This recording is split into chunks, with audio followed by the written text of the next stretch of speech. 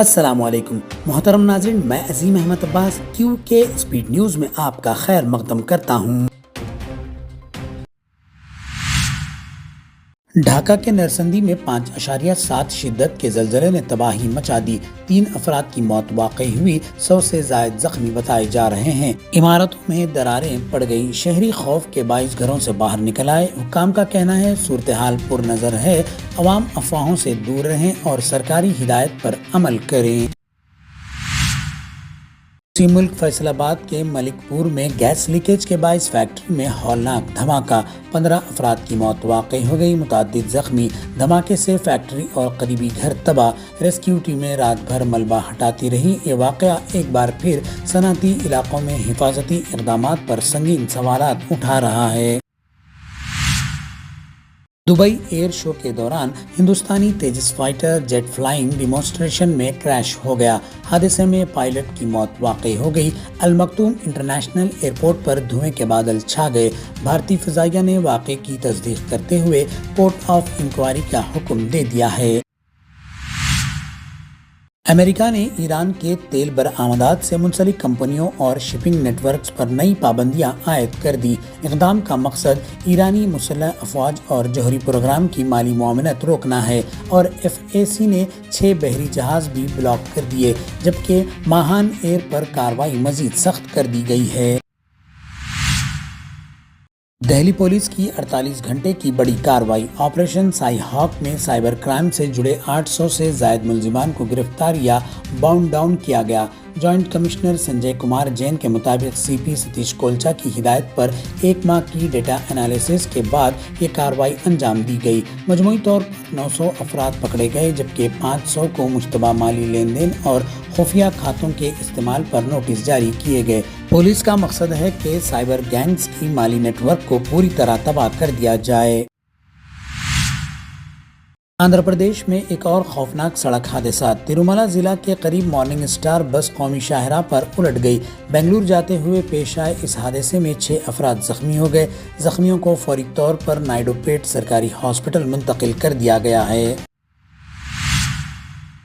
Supreme court نے کیرالہ میں voter list کی خصوصی نظر ثانی کے خلاف دائر عرضی پر الیکشن کمیشن کو نوٹس جاری کر دیا۔ ریاست نے موقف اپنایا ہے کہ بلدیاتی انتخابات قریب ہیں، اس دوران SIR کا عمل نہیں ہو سکتا۔ مسلم لیگ نے بھی ووٹر لسٹ میں تبدیلیوں پر فوری روک کی درخواست کی ہے۔ دہلی پولیس نے سپریم کورٹ میں موقف اختیار کیا ہے کہ CAA مخالف مظاہرے محض دھرنا نہیں بلکہ حکومت کا تختہ الٹنے کی منظم سازش تھی۔ UAPA کے تحت گرفتار عمر خالد، شرجیل امام اور دیگر پر الزام ہے کہ انہوں نے تشدد کے منصوبہ بندی، چکا جام اور بڑے پیمانے پر ہنگامہ آرائی میں مالی معاونت کی۔ عدالت اب معاملہ 24 نومبر کو سنے گی۔ دہلی ہائی کورٹ نے گوتم گمبھیر کی فاؤنڈیشن اور اہل خانہ کے خلاف کووڈ ادویات کے مبینہ غیر قانونی ذخیرے اور تقسیم کا مقدمہ ختم کر دیا۔ جسٹس نینا بنسل کرشنا نے فوجداری شکایت منسوخ کرتے ہوئے ٹرائل کورٹ کے سمن کالعدم قرار دیے۔ یوں پورا مقدمہ مکمل طور پر خارج ہو گیا۔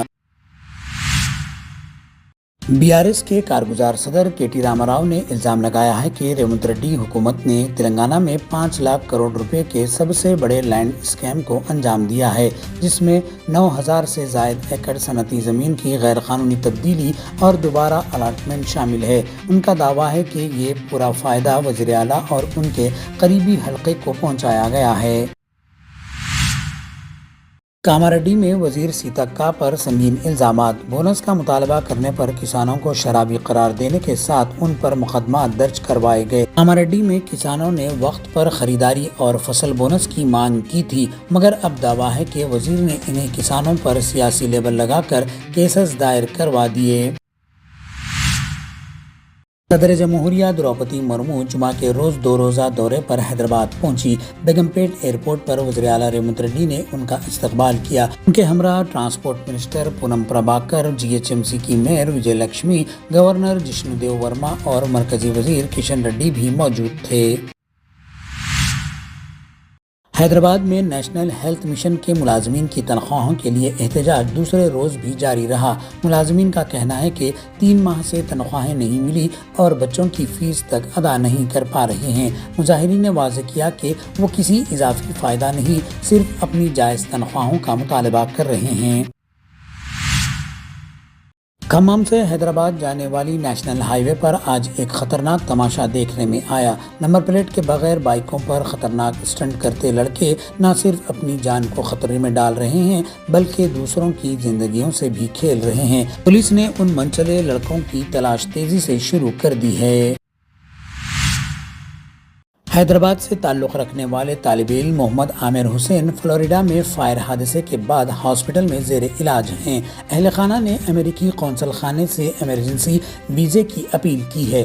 عامر 2023 میں فلوریڈا اسٹیٹ یونیورسٹی میں ماسٹرز کرنے گئے تھے اور اب گھر والے ان کی تیمارداری کے لیے فوری اجازت چاہتے ہیں۔ آپ دیکھ رہے تھے QK اسپیڈ نیوز۔ اپنے دوست عظیم احمد عباس کو دیجیے اجازت۔ لیٹسٹ اپڈیٹ کے لیے ہمارے چینل کو لائک، شیئر، سبسکرائب کرنا نہ بھولیں۔